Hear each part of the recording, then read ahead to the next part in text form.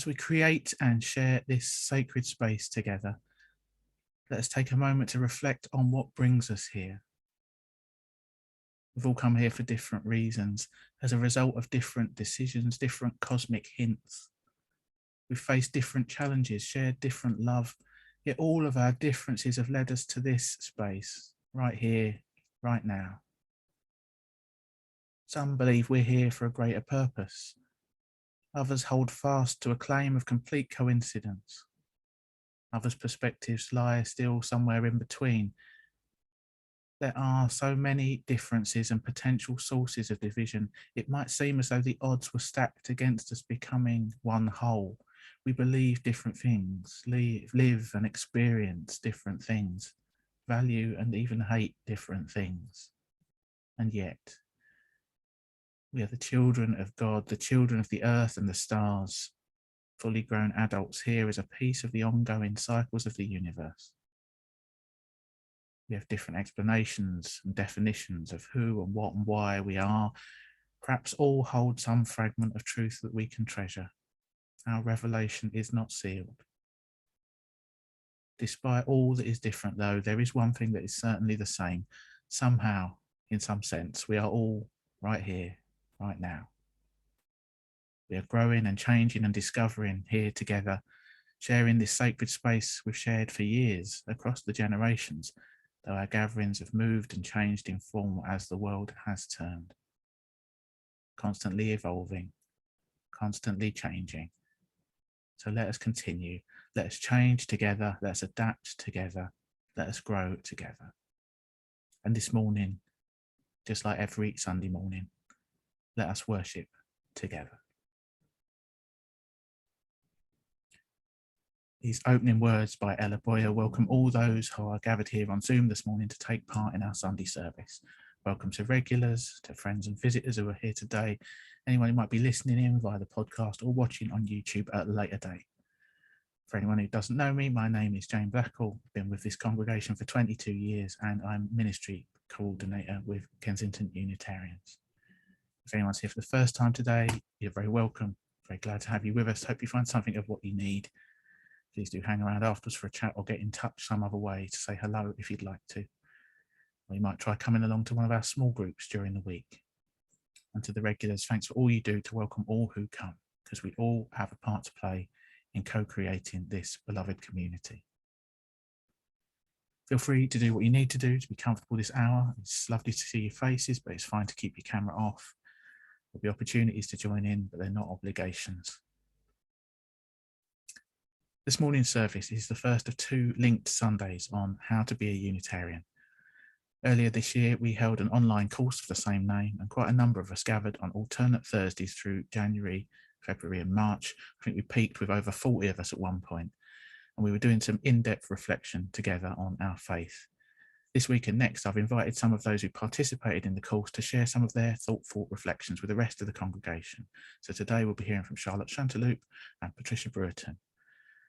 It's important to acknowledge that the range of our Unitarian experience here this morning might span 4 minutes to 40 years and beyond, but however long you've been coming, it's always worth thinking about our religious faith and why we're part of this congregation, if it's more than just a habitual thing we happen to do on a Sunday morning. It's not just about virtual bums on seats after all, it's about changing lives and changing the world. Before we go any further though, I'm going to light our chalice as we do each time we gather. This simple ritual connects us with Unitarians and Unitarian Universalists the world over, and it reminds us of the proudly progressive religious tradition of which this gathering is part.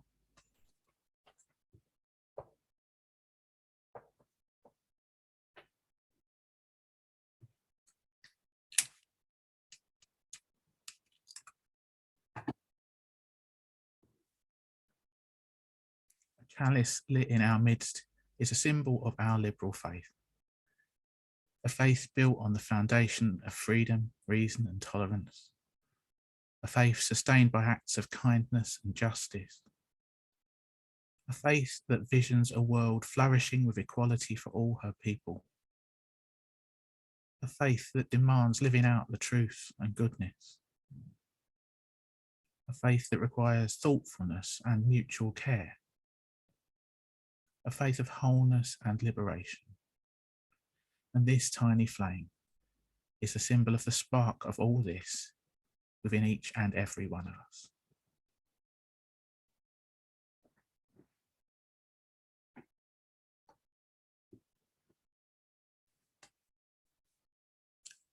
So let's take all those joys and concerns, spoken and unspoken. Let's take them into a time of prayer and reflection based on some words by Elizabeth Buki. You might want to get comfortable, you might want to adjust your position, close your eyes or soften your gaze.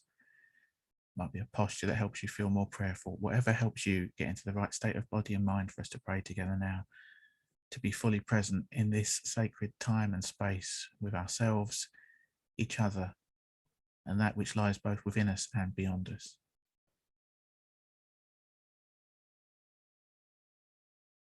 Spirit of life, God of all love, in whom we live and move and have our being, as we turn our attention to the depths of this life, the cosmic mystery and wisdom that abides in all that is, we tune in to your holy presence, the light within and without.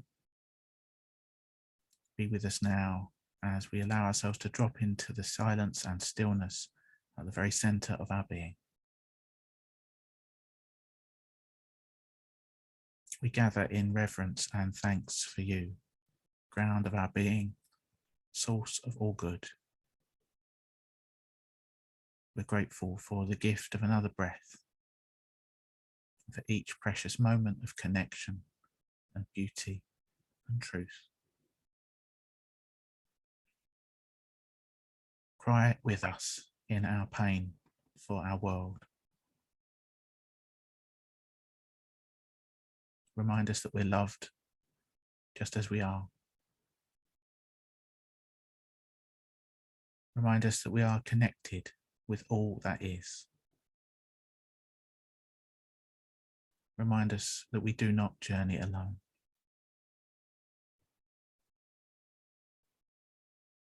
Give us what we need for today.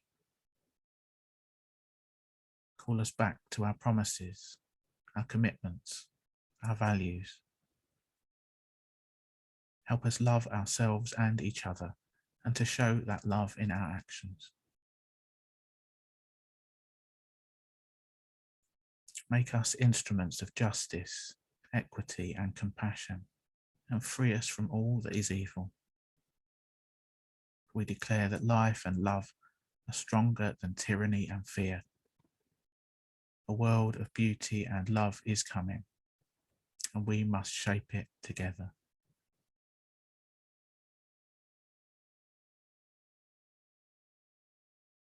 And let's take a moment now to focus our loving thoughts and our prayers on all those who are suffering right now, through illness or injury, isolation or injustice.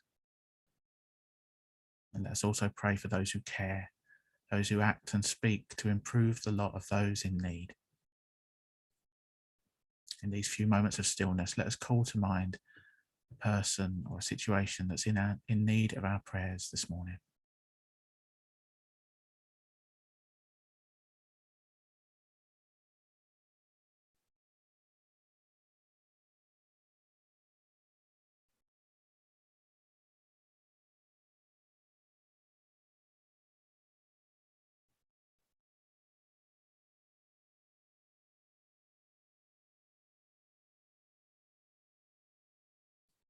And let's take another moment to focus our thoughts and our prayers on all that we have to be grateful for right now. All the goodness that persists despite the world's challenge and uncertainty. All the kindness and beauty and pleasure we've known and witnessed. In a further moment of stillness, let us call to mind something we feel moved to give thanks for.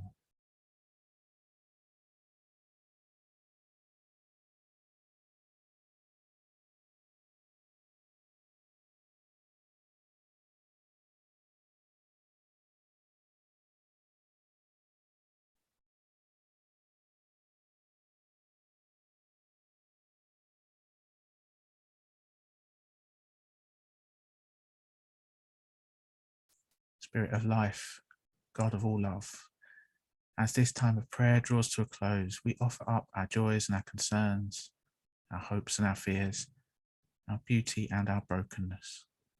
And we call on you for insight, healing and renewal.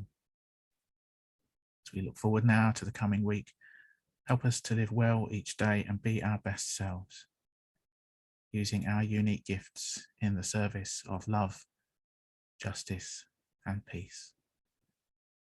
Amen.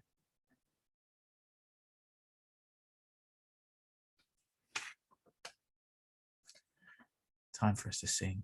Our first hymn today is "The Flame of Truth is Kindled," sung by the Unitarian Music Society. The words of this hymn articulate something of our Unitarian way and just what it is we're attempting to do together here. The words will be up on screen so you can sing along or just listen if you like. We will do our best to make sure you are safely muted.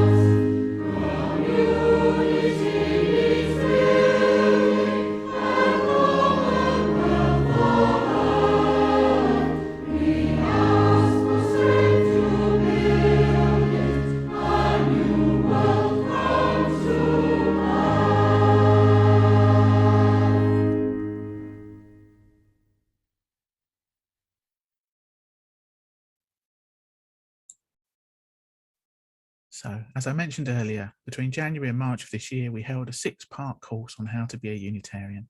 We had far more people sign up than I'd ever anticipated, loads from this congregation. Because it was online, we had people joining us from up and down the land and beyond, including ministers from other congregations and the Chief Officer of the General Assembly and National Unitarian Organisation, Liz Slade. She came along too, so it turned into a bit of a big deal. This was a course I'd first developed and run back in 2018 with help from Sarah Tinker, so a few of you might have experienced an earlier incarnation, either the full 6-parter or the very condensed half-day version. In an ideal world, I feel like we ought to be running something like this at least once a year, because of course there are always new people joining the congregation, and it's not that easy to explain in a nutshell what it is that newcomers are getting themselves into. It's complicated. So this is a sort of orientation course. But in truth, there might be some of us that have been attending for years without necessarily having been required to think about it all that hard. For good reason, we don't spend that much time on Sunday mornings navel-gazing about our own tradition. But it is important to make some time for serious self-reflection about it once in a while.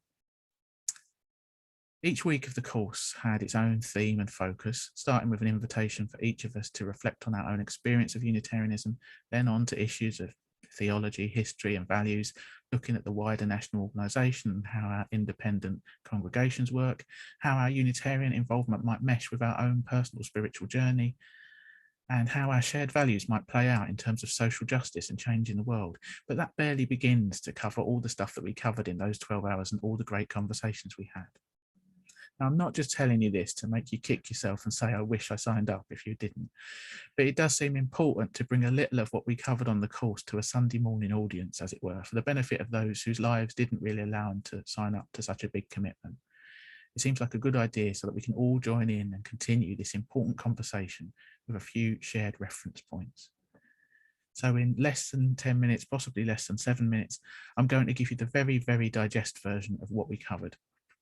At the end of each of the sessions, I picked out 3 takeaways, 3 bullet points for people to take away and remember.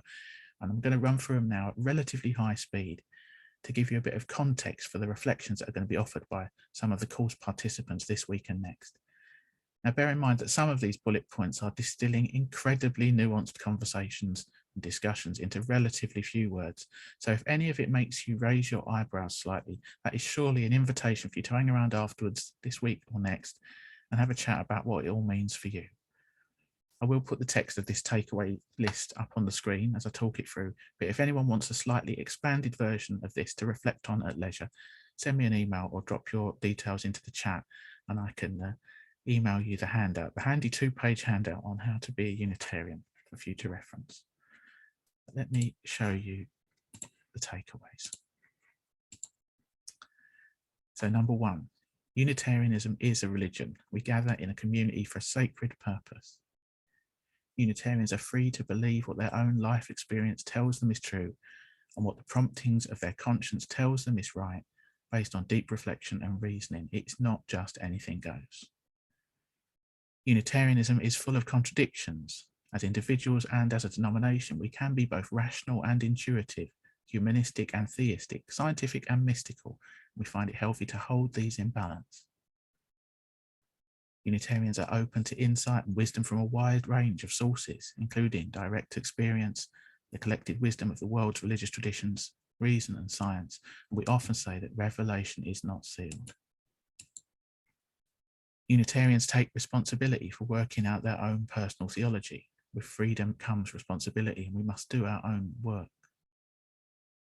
Unitarians share some core principles and values, which play an important part in holding us together in community, given the diversity of our personal theologies. Freedom, reason, compassion, equality, and justice are some of these values. Unitarian congregations are independent, so local expressions will vary hugely in terms of theological leanings, worship style, resources, and more. Unitarians are strengthened when we work together. The GA, or General Assembly, is our national umbrella organisation which acts on our behalf and coordinates some projects and services which are of benefit to us all. Unitarians are part of a continuous tradition characterised by an ongoing search for truth, goodness and meaning. Process rather than dogma is what unites us, and we build on the insights of those who have come before. Our congregation at Essex Church is descended from the first avowedly Unitarian congregation in Britain. I'm quite proud of that. Our current transition is just the latest in a long line of changes this congregation has gone through since our founder first left the Anglicans in 1774. Unitarian communities only survive and thrive because of the efforts of committed people like you. Community depends on commitment, and the church is only here for as long as people show up for it in various ways. The ongoing existence of our congregation depends on people mucking in. Congregational life is challenging, and not just for Unitarians, but it is worthwhile. Community life is inevitably messy and frustrating, yet the connections we form with others on the spiritual journey are essential. Unitarians take responsibility for doing their own spiritual work. We can each deepen our spiritual life by working on our own religious literacy, building our own theology, and tackling any baggage that might hold us back. Going to church supports our personal spiritual transformation. Being part of a religious community helps to keep you honest, supports you in sticking at it when the going gets tough, and exposes you to new ideas, challenges, and encouragement, because the spiritual life is about transformation. Belonging to and regularly participating in a Unitarian community is countercultural. Church is where we strengthen the things that matter against the prevailing influences of neoliberalism and consumer culture. The pursuit of social justice is a core part of the Unitarian way. One phrase beloved of Unitarians is deeds, not creeds. Living a life of kindness, compassion, peace, and justice is perhaps more important than what you believe. Unitarians own their faith and speak freely about it. It is possible to be a Unitarian evangelist without proselytizing. For if we Unitarians are shy about our faith commitments and never speak about it to our friends, then we concede the public space to the more religiously conservative voices. We need to let it be known that we exist, and then people can take it or leave it. And finally, Unitarians are perfectly imperfect. This list of takeaways might seem a bit daunting, but the intention is to give you a wider and deeper view of Unitarianism than you might get simply by coming along on a Sunday. There are loads of ways you might enrich your experience of Unitarianism. And I added a little bit at the end. Reflecting on how to be a Unitarian is not primarily about signing up more people to Unitarianism. It is about changing lives and changing the world. Yes, really. So that's a very, very abbreviated account of what we covered in the last 3 months. Later in the service, you'll hear what Charlotte and Patricia made of it. Next week, it'll be Rachel's turn. But I wonder what leaps out for you from that list. What challenges you? What intrigues you? What have you got questions about? Let us continue the conversation. But now we've come to a time of meditation. I'm going to offer us a few words for reflection, adapted from some by Cliff Reed, a retired Unitarian minister and the author of Unitarian What's That? These words will be followed by a few minutes of shared stillness, during which we'll have our chalice on the screen, and the silence will end with music from Abby and Jessica.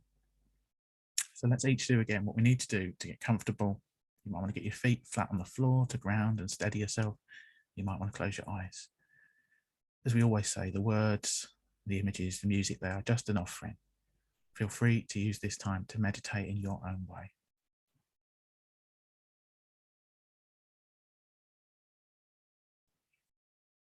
Spirit of life, God of all love, soul of the cosmos, be manifest in our worship to inspire and bless.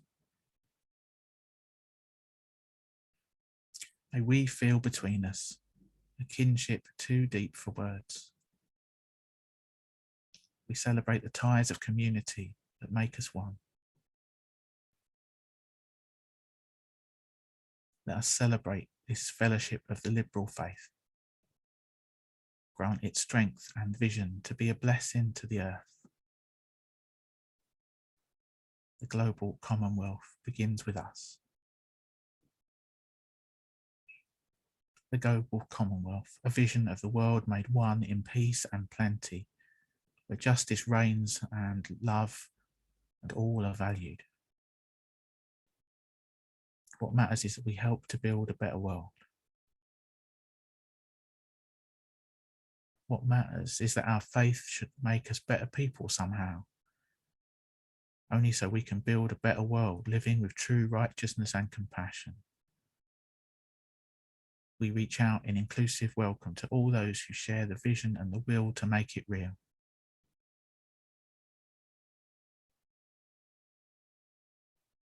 We reach out to the soul hunger of our times, earthing its dreams and yearnings with tested insights and tempering reason, offering comfort to its many casualties.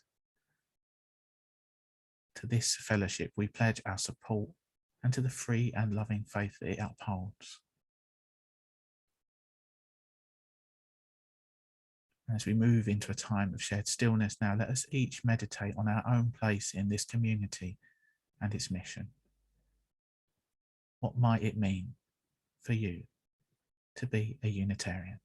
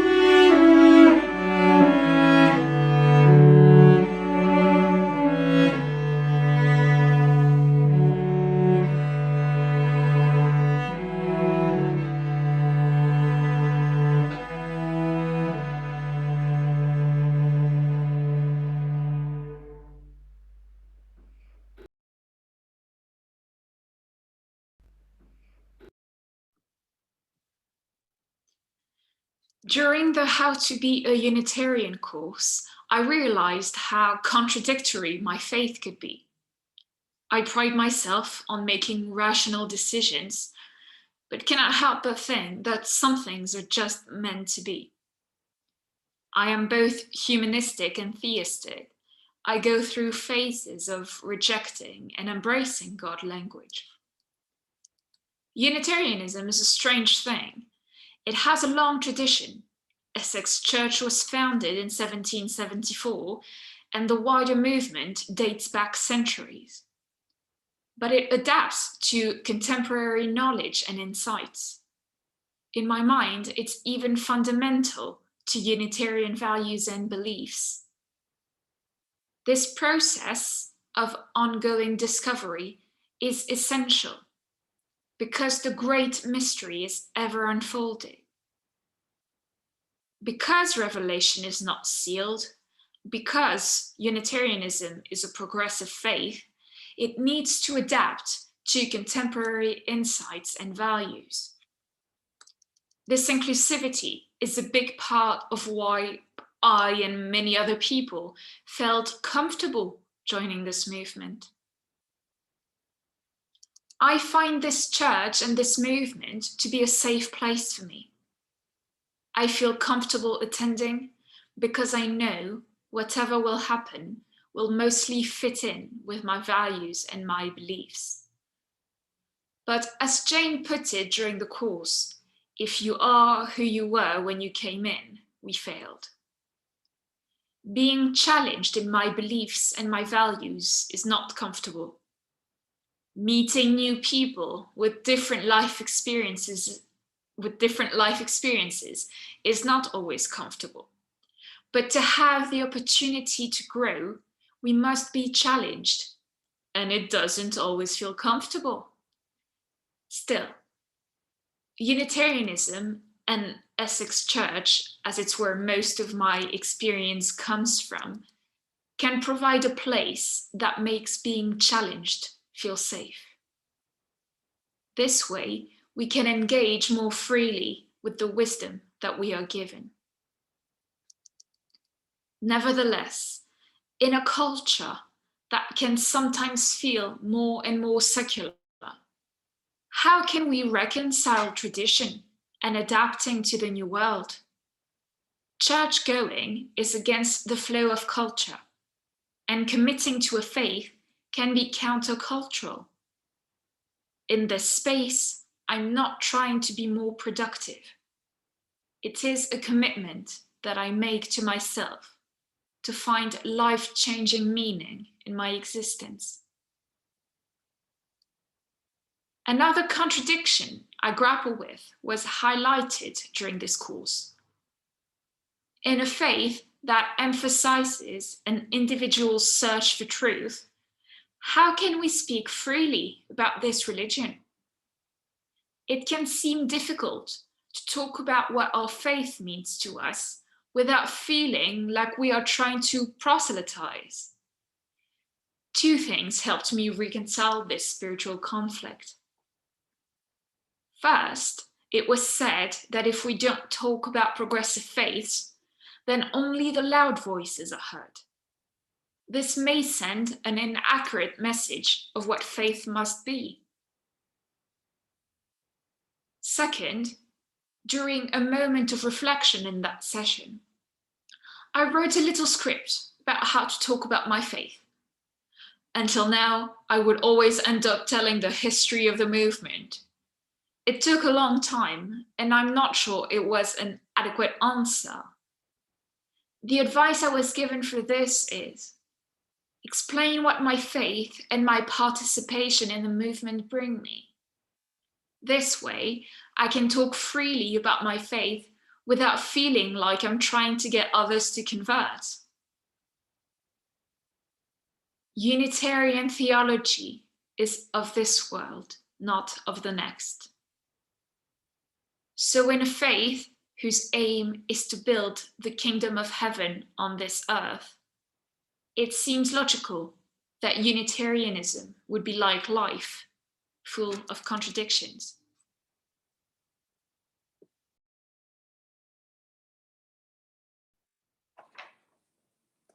So what did I learn during the 6 weeks of this course? Firstly, that there are a lot of interesting people who are prepared, put in the time to learn how to be a Unitarian. Interesting, but also very diverse, with a variety of ways of being Unitarian. When I requested and was granted membership of the Essex Church, I knew Unitarians do not believe in the Trinity. Well, the very name tells you that.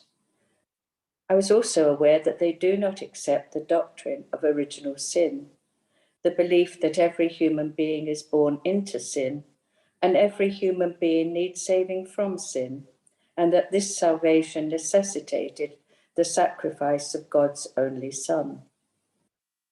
My teenage years were dominated by a desire for personal salvation and the fear that I could never achieve this.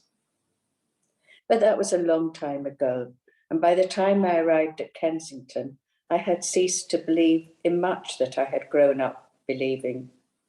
So I felt that I was a Unitarian. Nevertheless, I signed up, wondering what there was to learn that would necessitate a 6-week course. So I knew what I didn't believe, but I must confess it had been some time since I considered what I actually did believe. The first thing I learned from how to be a Unitarian was perhaps that I needed to attend to this. Although Unitarians are free to believe that what their own life experience tells them is true, it was made clear that it was not simply a case of anything goes. And clearly, seeking out the holy is not easy. It seemed to me from the readings we were set that there is a struggle going on in Unitarianism to resolve this problem. As there is no holy book to refer to, there is no possibility of saying the scripture says to back up any doctrine. Each person needs to examine the promptings of their own conscience as to what is right for them. It seems that this requires deep reflection, something I'm not very good at. From the very first session of the course, I was impressed and surprised at the level of spiritual work my fellow students undertook. But I was embarrassed because I find this kind of spiritual work almost impossible. It also disturbed me because it stirred up some of those feelings of guilt and inadequacy I had had as a teenager. The course prompted me to consider whether I had any kind of spiritual life, to ask why I felt a need to attend church every week. The final session of the course brought answers. The pursuit of social justice is a core part of the Unitarian way. I realized that my spiritual life is actually the same as my intellectual life, my refusal to accept easy answers about the way the world is, which leads me to constantly read and question what I read. I realized that my spiritual life is also reflected in the work I do, in my politics, and my contribution to the local community. I find it very hard to still my mind, and the time I spend in the gathering on Sundays is my opportunity to do this. It is an opportunity to reflect on the fact that another way is possible, to acknowledge the possibility of a greater power, which I will call God, although I might call it justice, in the hope that justice will one day come. And though I might not live to see it, and some might call it naive of me to even believe it is possible, this time in the Unitarian community on Sunday mornings inspires me to continue to search and work for that day.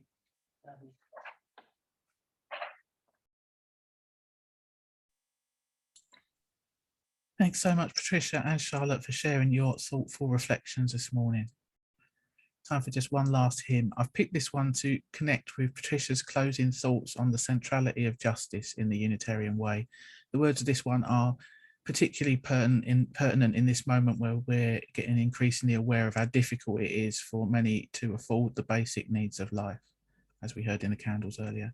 It's a recording of our own congregation, in fact, singing a few years ago, so excuse any rustling or coughing or whatever. It's called For Everyone Born, a Place at the Table.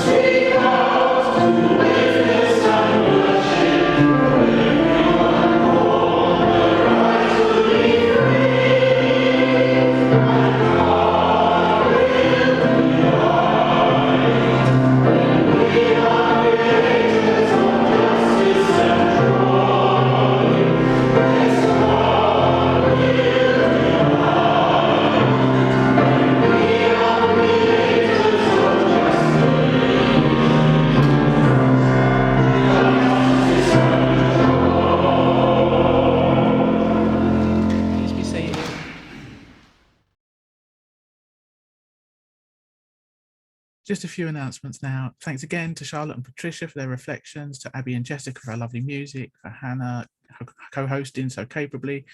We'll have virtually coffee time after the service, so you can stay and chat if you'd like. Tell us how you will be a Unitarian. If that's not your thing, do get in touch via email if you want to say hello or come along to some of our other events. If you'd like to hang around, we like to take a closing photo after the music. Our online program continues. We've got coffee morning at 10:30 on Tuesday. There's still a few spaces available for Heart and Soul tonight or Friday at 7 o'clock. This week, the theme is grief. If you've never been before, it's still not too late to start. These are really deep and meaningful gatherings where you'll get to know people more intimately than you will other times during the week. This congregation very much has a life beyond Sunday mornings, and we do encourage you to keep in touch and look out for each other as best you can. We're back on Zoom next week at 10:30 for part 2 of How to Be a Unitarian, and our next in-person gathering will be on Easter Sunday.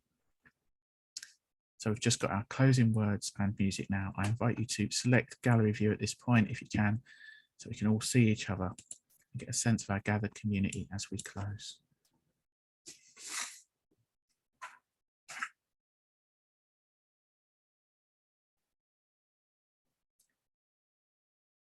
So we're about to extinguish this chalice flame. Its light will live on in the minds and hearts and souls of every one of us, calling us onward to lives of compassion, justice, and liberating love. So carry this flame with you as you leave this sacred gathering and share it with those you know, with those you love, and with all those you've yet to meet along the way. May it be so for the greater good of all. Amen.